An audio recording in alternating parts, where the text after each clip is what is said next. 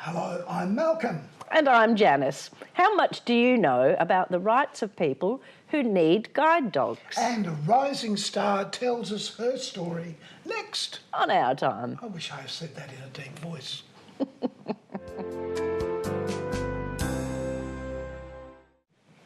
Hello. Look who's come to visit. Me. You're always Me here. with my little voice. I think I'll be an elf You next. make it worse, though, doing that. No, that doesn't hurt at all. It's down there that hurts. Oh. I'm delighted that we have Rachael Leahcar back on the program. Not that I'm counting, but it is the third or is it the fourth time you've done the show? Oh, I don't know. I could do it 10 million more times and okay. I'd still enjoy it like it's the first time. But how wise to say that. Thank you, Rachel. We're not talking about you this time. We're talking about Ella. Yes, yeah. And Ella is your dog. She How do is, you and she's describe- having a lovely sleep over there. I know, she's posing for the camera. She is. So Ella became notorious just recently for not being able to get into an Uber cab. What was the story, Rachel? Yes, well, you hear it a bit too often, I think, in my opinion. I was out with my nonna, my grandma, and we were going to see a fringe show, and I thought, oh, we'll just catch an Uber there. It'll be quicker, easier than public transport. And when the guy pulled up, I started taking Ella's harness off, and I opened the door, and he said, no, I'm not taking dogs. And I said, oh, this is a guide dog. It's actually against the law not to take her. And he said, no, I'm not taking her. It's too expensive to clean my car. And I was just sort of... Was he talking about you or the dog? I'm pretty sure he's talking about Ella, not me or Nonna. But, oh, yeah, I would probably leave more than her, to be honest. But, no, it was a bit upsetting on the day because we were going to be late to the show and had a bit of an argue with him and ended up just closing the door and he drove off. I called another Uber and he was there straight away and took us and it was no problem. So Did he actually, the second Uber, did he, you obviously told him the story, was he surprised at that? Well, I think so. I called that one just to make sure because, yeah, once he'd accepted the job, I called him. I said, I'm over here. I've got a guide dog with me. He said, yep, no problem. And as we were travelling, I sort of told him the story of how this guy didn't take her. And he said, oh, yeah, nah, you're not supposed to reject guide dogs. Yeah. But do you think it's also because people don't realise that you don't see properly? Maybe, it could be, which I think is kind of dumb. I don't know, it's a bit of a stereotype because I can look at people. I just look towards the sound. My vision's really bad though. I can't read the top. That's good that you've explained it that way. I look towards the sound because people that see, it's like with my fabulous voice. Yes. Who's the old man, they say? And they'd be right.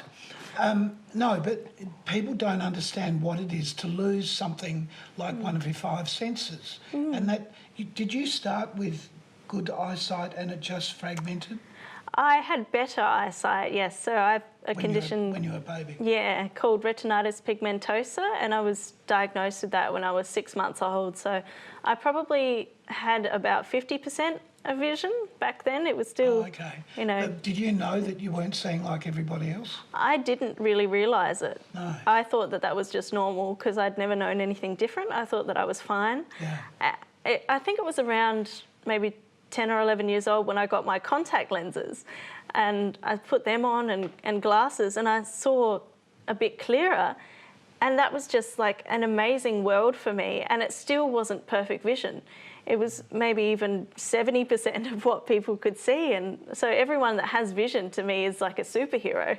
I'm sure. Yes. So at that age too then, Rachel, you were still able to have a normal life and get around by yourself without any help. Yeah, well, I think it was in high school, I was about 15, I got a cane because I was tripping over more bags and bumping into more people in the hallways. I can imagine that. Yeah. Because kids just drop their things. Yeah. Exactly. Well, let's talk a bit more about Ella because until I met you, I didn't know a great deal about...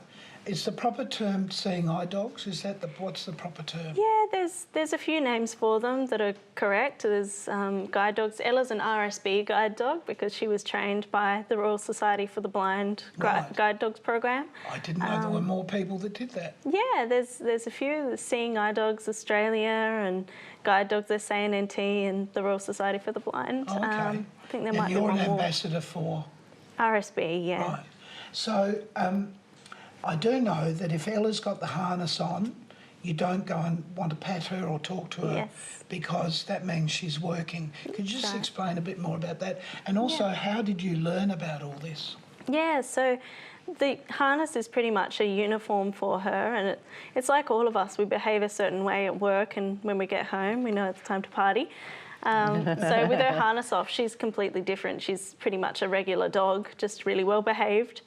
But with the harness on, she directs me around obstacles and leads me to where I tell her to lead me. And she's not trained to cross busy roads because dogs have the traffic awareness of maybe a 4-year-old. Right. So I have to actually find a safe place to cross, and that's when orientation and mobility comes into it. Right. And that's where those little round dock things are. On the pavement. On the pavement. Yeah. Do you use them or does she use them?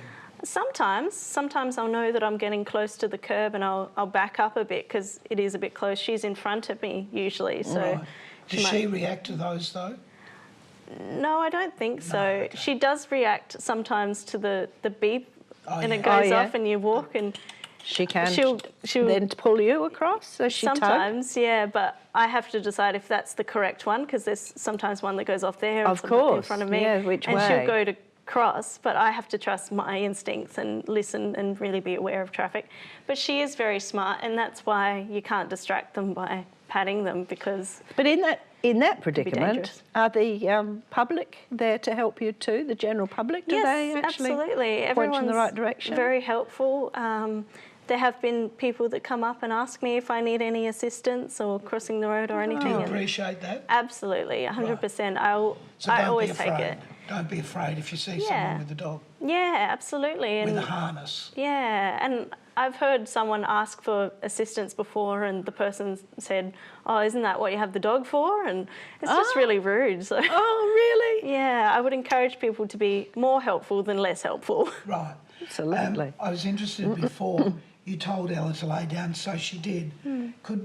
Does she take voice commands? Yes, yep, she's very good at taking voice commands, and they actually take that into consideration when they're matching you with a dog. Oh, So if you're a bit less physically able, they'll give you a dog that will respond really well to voice commands. Oh, so how did you learn to use Ella? We had 2.5 weeks of training full-time together, 9 to 5 every day. We'd drive up to Gillis Plains RSB and do our training. We had a week of just getting to know each other. I learned how to groom her and how to take care of her, feed her, and do health checks with her. And then the next week was harness training. So I learned all the commands there and what she was capable of. And we really worked together as a team. That's lovely, because it's not a very long time, really, when you think No, about it's it, not. 2.5 weeks. Yeah. What fascinates It's all me the training. is the difference between having the harness on Yeah, and not having the harness on. she says And the I was really uniform. amused one day to see Rachel's brother go diving at Ella, and they rolled around on the floor together. And I thought, oh, you're supposed to do that. Yeah, why not? Only to realise that at Didn't home, have the harness on. But at home she's a house pet. Yeah. But she's really a member of the family. Yeah, absolutely. I love her to bits. She's like a little angel to me. How old was she when you got her? She was 2, so they're usually about 1.5 when they finish their training. Yeah. But I think there was a puppy batch before her that were doing their training, so she was a little bit delayed. But yeah, I got her at 2.5, and now she's 7.5. Wow. So Okay, so And how long will you have her for? it really depends on her health. So as long as she can work, she will. All right. But they do whatever's best for the dog and the guide dog handler. And so if she ever gets anything like arthritis or anything that will prevent her from working safely, then they'll consider retiring her. That'll be a hard separation for you though, won't it? Yeah, I mean, yeah, they'll decide whether she'll still live with me or not, and if I'm really busy or out in the community, then they'll probably put her with someone that will be home more. But I reckon I'll rearrange my life to keep her. I'm sure you will. Well, that's the thing.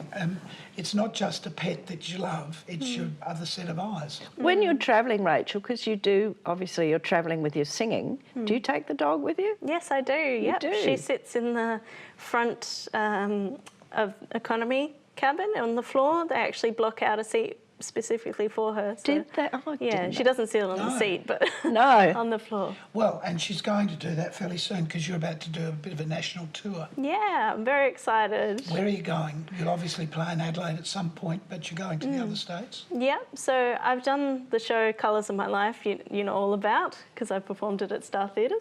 You did. That's Yeah. our theatre here in Adelaide. That was your first one, wasn't it? Yeah, That was yeah, the I think first it was. version of the show. Yeah, I absolutely. didn't know you played the flute. Oh, And there is you it go. okay to say that Ella makes a cameo appearance? Yes, yeah, she's a special guest right at the end. Lovely. So yeah, I'm going to Melbourne, Sydney and Brisbane, bit of an East Coast tour, and I think I'll do another show in Adelaide as well. Oh, brilliant. So for Rachel's fans, if you just check out those dates on her website, you'll find out when she's performing and how you get tickets. Rachel, stay with us. Give Ella a rest out of the lights for a minute because we're about to meet another South Australian young comedian who has just had great success in the Fringe here. And we'll be back with her in just a moment. Great.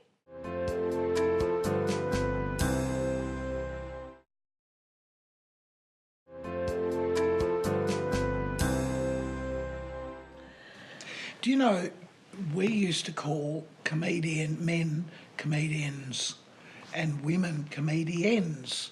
You know, Lucille Ball always used to be referred to as a comedian.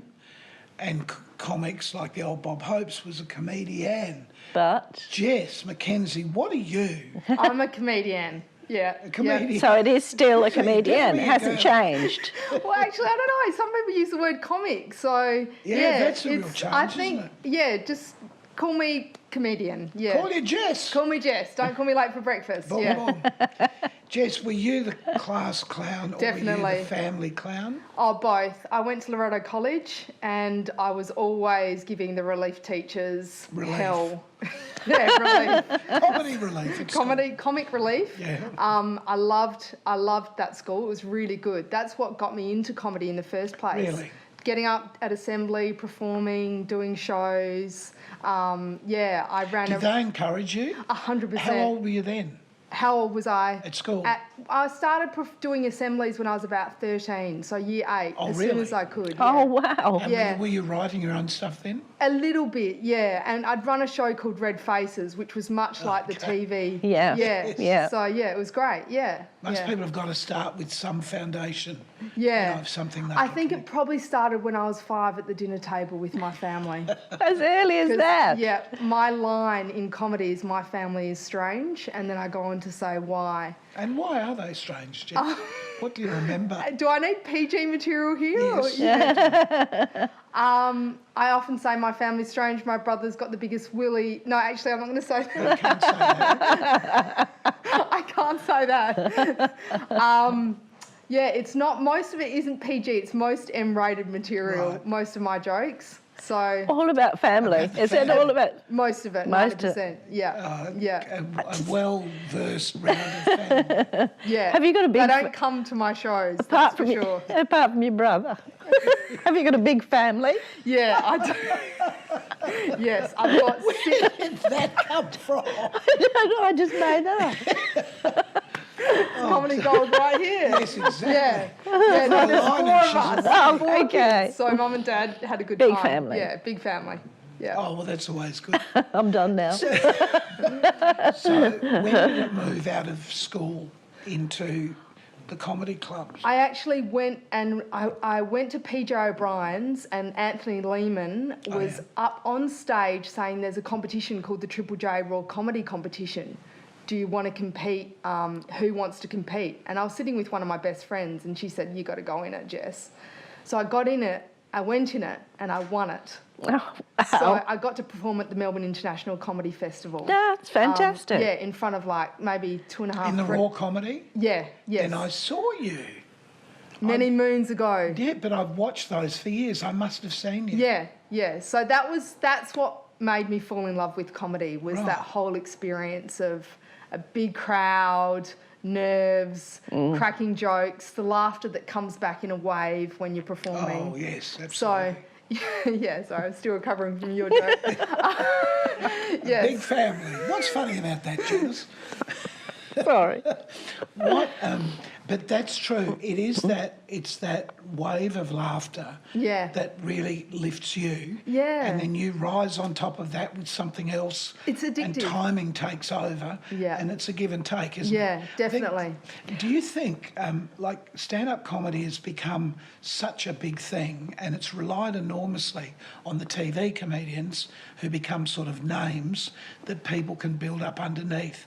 Do you think the TV shows, like the news shows on the 10 network and so on, where they've got comedians leading news and commenting, do you think that's made comedy more accessible to the average person sitting at home? Oh, for sure. Are you talking about like The Project? Yeah. That style of I was kind avoiding saying that, the same as about your brother, but that's okay. Yeah, I mean, yeah, comedy is taking off, I think. And the funnier we can make life, and the ability to look at the funny side of life makes life great. When But there's just so to- much negative yeah. media, to have positive Yes, true, media that's and have comedy. To lighten it up, to Yeah. have people like that on a serious program, but just to lighten it, it Yeah. makes a lot of difference. So are you heading in that direction, being a TV comedian as well as a stand-up live? Well, hello. What's happening today?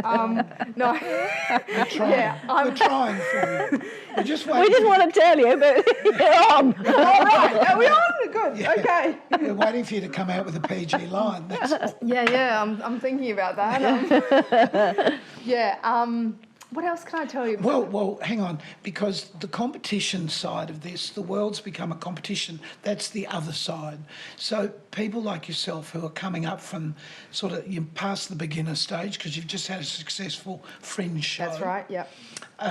So what's the next level do you feel that your comedy will take? Well, I'm working on a one-person show at the moment, Yeah. and I'm taking that to LA and New York in October. But you've been before. Yes, I have been before. So it's not new ground for you, No, fortunately. it's not, but I've never actually done my own one-person show. Oh, okay. So I'm busy writing that at the moment. And when people say, oh, Yes. No, I was just going to say, do you have somebody to help you write, or is it just you sit No, down and it all it's just all flows? me. My best friend hears it all before it gets put on the page, but yeah. But that's the difference. In the past, when you talk about the Lucille Balls and Bob Yes, Hopes, yes. the people, older people, remember and recognise, they had a team of 20, 30, 40 writers constantly pumping out material. Their job was just to have the right timing Yeah. to deliver the line. Now, like so many musicians, everyone's expected to write their own stuff. Yeah, definitely. Do you think that cuts out some people who could be really funny, or do you think they find another pathway? I think you've got to be an all-rounder now. You've got to be able to write, you've got to be able to deliver, you've got to be able to have timing, you've got to be able to have stage presence. What about sing and dance? Oh, mate, you don't want to hear me do that. I'll break windows. Yeah. With your dancing? No, my dancing's kick all right. so high. It's my That's- singing. No. Yeah, no, terrible. Couldn't be worse than me at the moment. Yeah, no, I think maybe. No? These dimples, I like these dimples. Oh, thank you. Yes, they're a winner. Yeah. They are. My sister would often tell me that I made them up, and I'd be like, just jealousy, envy. That's what it'll do to a sister. Like that, yes, exactly. I think, as you said, though, you think you've always been the comedian since you were very Yeah. young. I think it's a gift. I think you're just given that. Yeah, right. I think it's something that's in you from the day you were born. Yeah.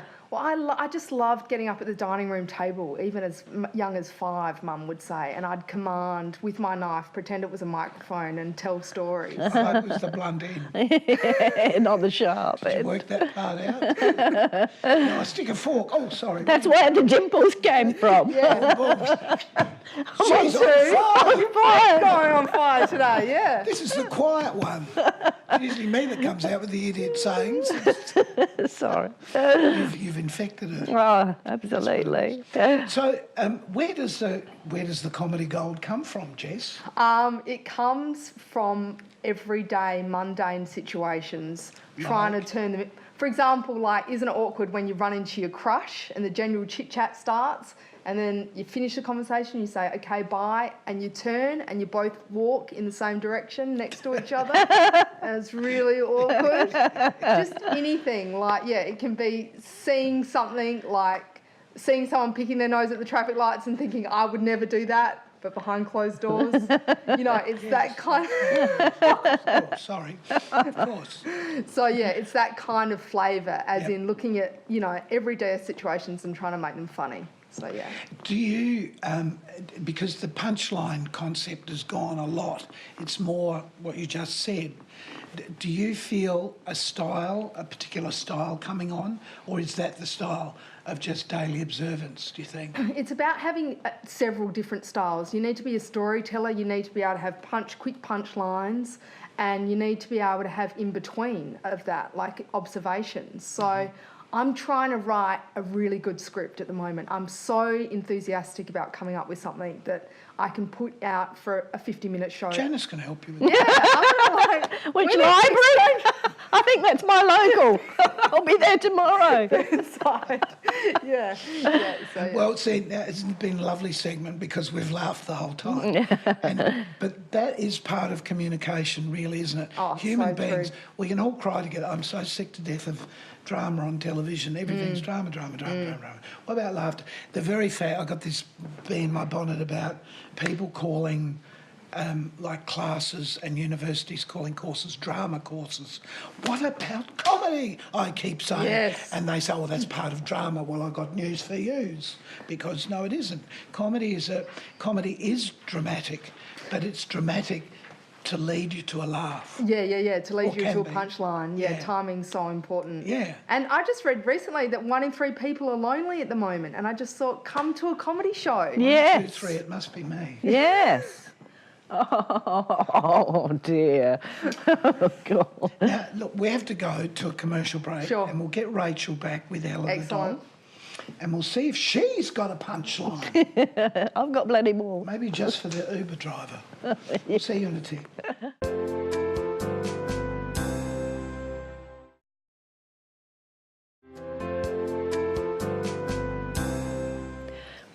We're back with Rachael, Leahcar and Ella, our lovely, beautiful blind... What do you call her? She's the guide seeing dog or- blind, seeing... Yeah. Guide dog or service dog or seeing eye dog. Very Probably proud not blind dog. That No, wouldn't- no, exactly. No, seeing eye Yeah, dog. she's settled. And Jess is back with us too. Jess McKenzie. So, just real quick, you're on tour. The dates are on your website, and you're going to... Yep, is that me?